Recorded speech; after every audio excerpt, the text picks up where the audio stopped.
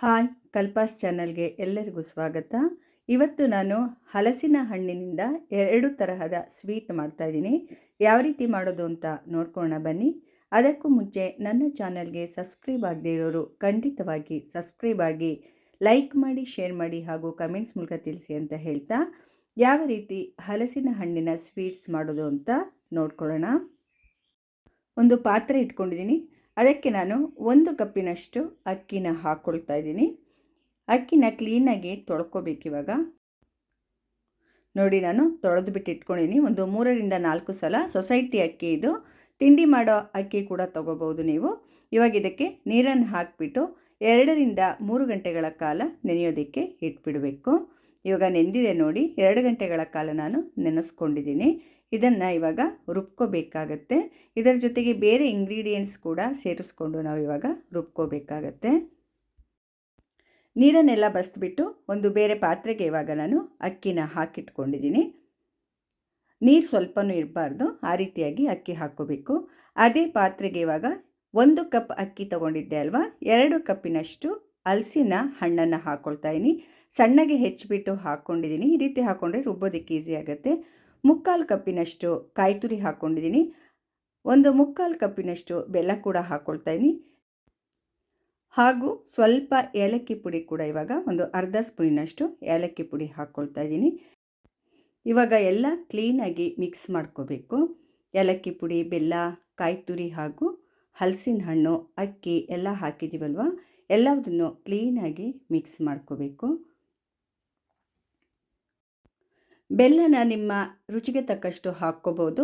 ತುಂಬ ಜಾಸ್ತಿ ಸ್ವೀಟ್ ತಿಂತೀವಿ ಅನ್ನೋರು 1 ಕಪ್ ಪೂರ್ತಿಯಾಗಿ ಬೆಲ್ಲ ಹಾಕ್ಕೋಬೋದು. ನಾನಿವಾಗ ಇದನ್ನು 2 ಭಾಗ ಮಾಡಿಕೊಂಡು ರುಬ್ಕೊಳ್ತೀನಿ. ಒಂದು ರವೆ ಥರ ರುಬ್ಕೊಂಡ್ರೆ ಇನ್ನೊಂದು ನುಣ್ಣಗೆ ರುಬ್ಕೊಳ್ತೀನಿ. ಇದರಲ್ಲಿ ಅರ್ಧ ಭಾಗ ಮಾಡಿಕೊಂಡು ನಾನು ನೋಡಿ ಒಂದು ಸ್ವಲ್ಪ ರುಬ್ಕೊಂಡಿದ್ದೀನಿ. ಅಲ್ಲಿ 2 ಥರ ರುಬ್ಕೊಂಡಿದ್ದೀನಿ. ಇದನ್ನು ರವೆ ಥರ ನಾನು ರುಬ್ಕೊಂಡಿದ್ದೀನಿ. ನಾವು ಉಪ್ಪಿಟ್ಟೆಲ್ಲ ಮಾಡ್ತೀವಲ್ವ, ಬಾಂಬೆ ರವೆ ಇರುತ್ತಲ್ವ, ಆ ಹದಕ್ಕೆ ಇದನ್ನು ರುಬ್ಕೊಂಡಿದ್ದೀನಿ. ಅರ್ಧ ಭಾಗನ ರುಬ್ಕೊಂಡಿದ್ದೀನಿ. ಅದರಲ್ಲಿ ಇಷ್ಟು ಕನ್ಸಿಸ್ಟೆನ್ಸಿ ಇದ್ದರೆ ಸಾಕು. ಇಡ್ಲಿಯ ಹದಕ್ಕೆ ಇರಬೇಕಿದು. ಇನ್ನೊಂದು ಭಾಗನ ಈ ರೀತಿಯಾಗಿ ರುಬ್ಕೊಂಡಿದ್ದೀನಿ ನೋಡಿ. ಇನ್ನು ಅರ್ಧ ಭಾಗನ ನುಣ್ಣಗೆ ರುಬ್ಕೊಂಡಿದ್ದೀನಿ. ಎಷ್ಟು ಸಾಧ್ಯನೋ ಅಷ್ಟು ನುಣ್ಣಗೆ ಇದನ್ನು ರುಬ್ಕೋಬೇಕಾಗತ್ತೆ. ತುಂಬ ನುಣ್ಣಗೆ ರುಬ್ಕೊಂಡಿದ್ದೀನಿ. ರುಬ್ಕೊಳ್ಳುವಾಗ ನಾನು ಒಂದು 2 ಟೇಬಲ್ ಸ್ಪೂನಷ್ಟು ನೀರು ಹಾಕ್ಕೊಂಡಿರೋದು. ಜಾಸ್ತಿ ನೀರನ್ನು ಹಾಕ್ಕೋಬಾರ್ದು. ಹಾಗೆ ರುಬ್ಬೋದಕ್ಕೆ ಟ್ರೈ ಮಾಡಿ. ಆಗಲಿಲ್ಲ ಅಂದರೆ ಮಾತ್ರ 2 ಸ್ಪೂನಷ್ಟು ನೀರನ್ನು ಹಾಕ್ಕೋಬೇಕು. ಆದರೆ ಹಾಗೆ ರುಬ್ಕೊಂಡ್ರೆ ಆಗತ್ತೆ. ನಾನಿಲ್ಲಿ ಇಡ್ಲಿ ಸ್ಟ್ಯಾಂಡ್ ತೊಗೊಂಡಿದ್ದೀನಿ ನೋಡಿ, ಇಡ್ಲಿ ತಟ್ಟೆಗಳು. ಅದಕ್ಕೆ ತುಪ್ಪ ಸವರ್ಕೊಳ್ತಾ ಇದ್ದೀನಿ. ತುಪ್ಪ ಅಥವಾ ಎಣ್ಣೆ ಯಾವುದನ್ನಾದರೂ ನೀವು ಸವರ್ಕೋಬೋದು. ಈ ಮಿಶ್ರಣನ ನಾನು ಅದಕ್ಕೆ ಹಾಕ್ಕೊಳ್ತಾ ಇದ್ದೀನಿ. ಇಡ್ಲಿ ಸ್ಟ್ಯಾಂಡ್ಗೆ ಈ ಮಿಶ್ರಣನ ಹಾಕ್ಕೊಳ್ತಾ ಇದ್ದೀನಿ. ಹಲಸಿನ ಹಣ್ಣಿನ ಸ್ವೀಟ್ ಇಡ್ಲಿ ಇದು ತುಂಬ ಚೆನ್ನಾಗಿರುತ್ತೆ. ನಾವಿದನ್ನು ಬಾಳೆದೆಲೆಯಲ್ಲಿ ಕೂಡ ಮಾಡ್ಕೋಬೋದು, ಅಥವಾ ಹಲಸಿನ ಎಲೆ ಇರುತ್ತಲ್ವ ಅದರಲ್ಲೂ ಕೂಡ ಸಿಕ್ಕಿದ್ರೆ ಖಂಡಿತವಾಗಿ ಅದರಲ್ಲೇ ಮಾಡ್ಕೊಳ್ಳಿ. ಟೇಸ್ಟ್ ಎಲ್ಲ ತುಂಬ ಚೆನ್ನಾಗಿರುತ್ತೆ. ಇದರಲ್ಲೂ ಚೆನ್ನಾಗಿರುತ್ತೆ. ಈ ರೀತಿ ಮಾಡೋದು ಬೇಗ ಆಗುತ್ತೆ. ಇದು ಕೂಡ ಚೆನ್ನಾಗಿರುತ್ತೆ ನೋಡಿ. ಒಂದು ಇಡ್ಲಿ ಸ್ಟ್ಯಾಂಡ್ಗೆ ಹಾಕ್ಕೊಂಡಿದ್ದೀನಿ. ಮತ್ತೊಂದು ತಟ್ಟೆಗೆ ಹಾಕ್ಕೊಳ್ತಾ ಇದ್ದೀನಿ. ನಿಮಗೆ ಜಾಸ್ತಿ ಪ್ರಮಾಣದಲ್ಲಿ ಬೇಕು ಅಂದರೆ ಜಾಸ್ತಿ ಮಾಡ್ಕೋಬೋದು ನೀವು. ಬೆಳಗಿನ ತಿಂಡಿ ಕೂಡ ಇದನ್ನು ಮಾಡ್ಕೋಬೋದು. ತುಪ್ಪದ ಜೊತೆ ತಿನ್ನೋದಕ್ಕೆ ತುಂಬ ಟೇಸ್ಟಿಯಾಗಿರುತ್ತೆ. ಹಲಸಿನ ಹಣ್ಣಿನ ಇಡ್ಲಿ ತುಂಬಾ ಚೆನ್ನಾಗಿರುತ್ತೆ ಇದು. ಈಗ ಪೂರ್ತಿಯಾಗಿ ನಾನೆಲ್ಲ ಹಾಕ್ಕೊಳ್ತಾ ಇದ್ದೀನಿ ನೋಡಿ. ಇದನ್ನು ಇಡ್ಲಿ ತಪ್ಪಲಿ ಅಥವಾ ಕುಕ್ಕರ್ನಲ್ಲಿ ಕೂಡ ನಾವು ಬೇಯಿಸ್ಕೋಬೋದು. ನಾನು ಇಡ್ಲಿ ತಪ್ಪಲಿಯಲ್ಲಿ ಬೇಯಿಸ್ಕೊಳ್ತಾ ಇದ್ದೀನಿ. ಕೆಳಗಡೆಗೆ ನೀರು ಹಾಕಿದ್ದೀನಿ. ಅದ್ರ ಮೇಲೆ ನಾನು ಇದನ್ನು ಇಡ್ತಾಯಿದ್ದೀನಿ. ಈಗ ಇಡ್ಲಿ ತಪ್ಪಲಿ ಮುಚ್ಚಳ ಮುಚ್ಚಿಬಿಟ್ಟು 30 ನಿಮಿಷ ಇದನ್ನು ಬೇಯಿಸ್ಕೋಬೇಕಾಗತ್ತೆ. 25ರಿಂದ 30 ನಿಮಿಷ ಇದನ್ನು ಬೇಯಿಸ್ಕೋಬೇಕಾಗತ್ತೆ. ನಾನು 30 ನಿಮಿಷ ಬೇಯಿಸಿದ್ದೀನಿ. ಇದನ್ನು ಇವಾಗ ತೆಕ್ಕೊಳ್ತೀನಿ ನೋಡಿ. ಕರೆಕ್ಟಾಗಿ ಬೆಂದಿದೆ ಇದು. ಬೆಂದಿರುತ್ತೆ, ಕರೆಕ್ಟಾಗಿ ಬೆಂದಿರುತ್ತೆ.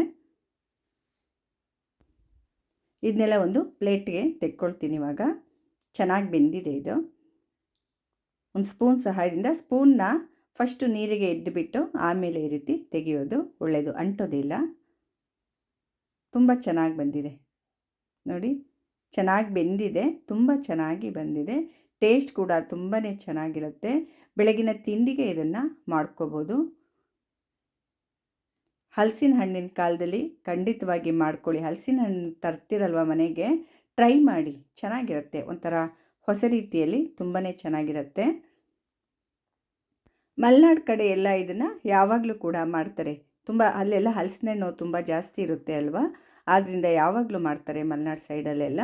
ತುಂಬ ಟೇಸ್ಟಿಯಾಗಿರುತ್ತೆ. ಖಂಡಿತವಾಗಿ ಎಲ್ಲರೂ ಟ್ರೈ ಮಾಡಿ ಇದನ್ನು.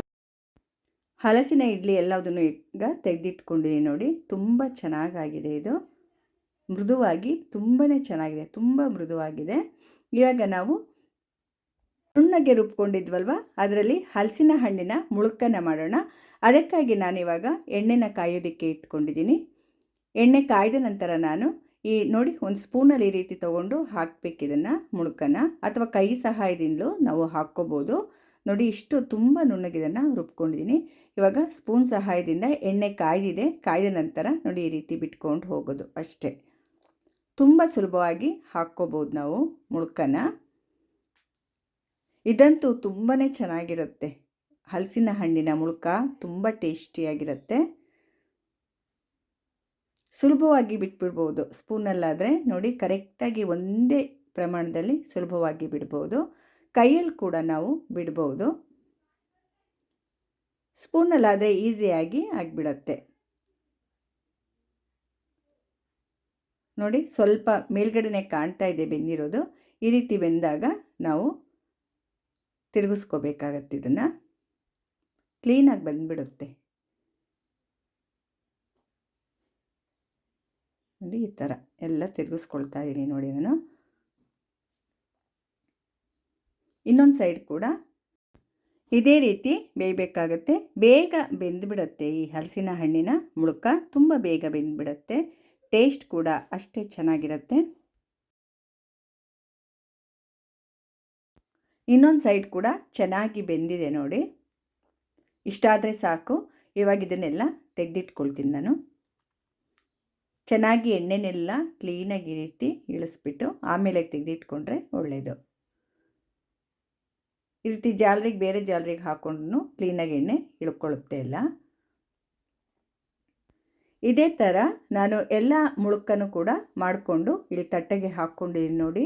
ತುಂಬ ಮೃದುವಾಗಿ ತುಂಬ ಚೆನ್ನಾಗಿ ಬಂದಿದೆ ನೋಡಿ. ಹಲಸಿನ ಹಣ್ಣಿನ ಮುಳುಕ, ಹಲಸಿನ ಹಣ್ಣಿನ ಇಡ್ಲಿ ರೆಡಿಯಾಗಿದೆ. ತುಂಬ ಟೇಸ್ಟಿಯಾಗಿರುತ್ತೆ ಇದು.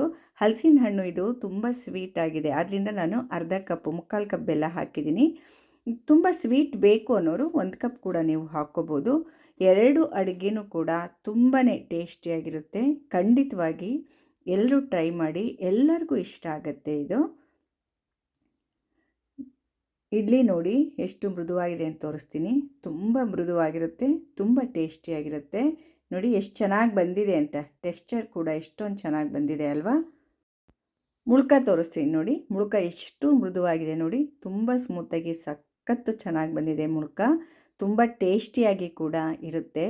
ಖಂಡಿತವಾಗಿ ಎಲ್ಲರೂ ಟ್ರೈ ಮಾಡಿ, ತುಂಬ ಚೆನ್ನಾಗಿರುತ್ತೆ. ನಿಮಗೆಲ್ಲ ಈ ಹಲಸಿನ ಹಣ್ಣಿನ ಮುಳುಕ ಹಾಗೂ ಇಡ್ಲಿ ತುಂಬ ಇಷ್ಟ ಆಗಿದೆ ಅಂದ್ಕೊಂಡಿದ್ದೀನಿ. ದಯವಿಟ್ಟು ನನ್ನ ಚಾನಲ್ಗೆ ಸಬ್ಸ್ಕ್ರೈಬ್ ಆಗೋದನ್ನು ಖಂಡಿತವಾಗಿ ಯಾರು ಮರಿಬೇಡಿ. ಲೈಕ್ ಮಾಡಿ, ಶೇರ್ ಮಾಡಿ ಹಾಗೂ ಕಮೆಂಟ್ಸ್ ಮೂಲಕ ತಿಳಿಸಿ ಅಂತ ಹೇಳ್ತಾ ಎಲ್ಲರಿಗೂ ನನ್ನ ಧನ್ಯವಾದಗಳು. ಮುಂದಿನ ರೆಸಿಪಿಯೊಂದಿಗೆ ಮತ್ತೆ ಸಿಗ್ತೇನೆ. ನಮಸ್ಕಾರ.